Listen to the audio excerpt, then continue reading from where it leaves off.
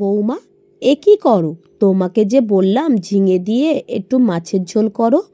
অনেক দিন ধরে ঝিঙে দিয়ে মাছের ঝোল খাওয়া হয়নি। তুমি এই ঝিঙেগুলো নে এরকম পুড়িয়ে ফেলছো কেন? বাজার থেকে কচি কচি দুটো ঝিঙে এনেছিলাম।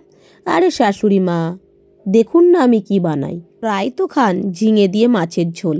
এবারে আমি এমন একটা রেসিপি বানাবো যে এটা দিয়েই ভাত খাওয়া হয়ে যাবে। ঝিঙাটাকে ভালো করে পুড়িয়ে নিয়েছি, ভালো করে ধুয়ে নিলাম। ঝিঙাটাকে টুকরো করে রসুন আর দুটো তিনটে কাঁচা লঙ্কা নিলাম মিক্সির মধ্যে, নিয়ে ভালো করে পেস্ট করে নিয়েছি। একটা গ্যাসের উপরে কড়াই বসিয়ে দিলাম, সর্ষের তেল দিয়ে এটা রান্নাটা হবে। এবারে দুটো শুকনো লঙ্কা চিড়ে দিলাম আর দিয়ে দিলাম কালো জিরে।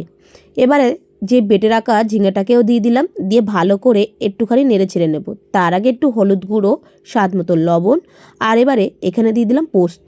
আর এখানে কিন্তু চেষ্টা করবে পোস্তটাই দেওয়ার। এখানে কিন্তু কোনো রকম সর্ষে দেবে না, তাহলে খেতে ভালো লাগবে না। যেহেতু এটাকে একদম কষিয়ে টানাবো, টানালে কিন্তু তেতো হয়ে যাবে সর্ষেটা দিলে। দেখতেই পাচ্ছ একদম রেডি হয়ে গেছে। যখন এইভাবে কড়াই থেকে উঠে আসবে তখন এবার গরম গরম ভাতের সাথে সার্ভ করে নিয়েছি।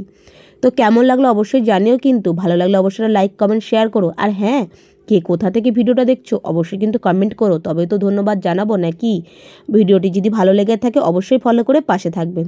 ভালো থাকবেন, সুস্থ থাকবেন। আবার কোনো নতুন রেসিপি। বাই।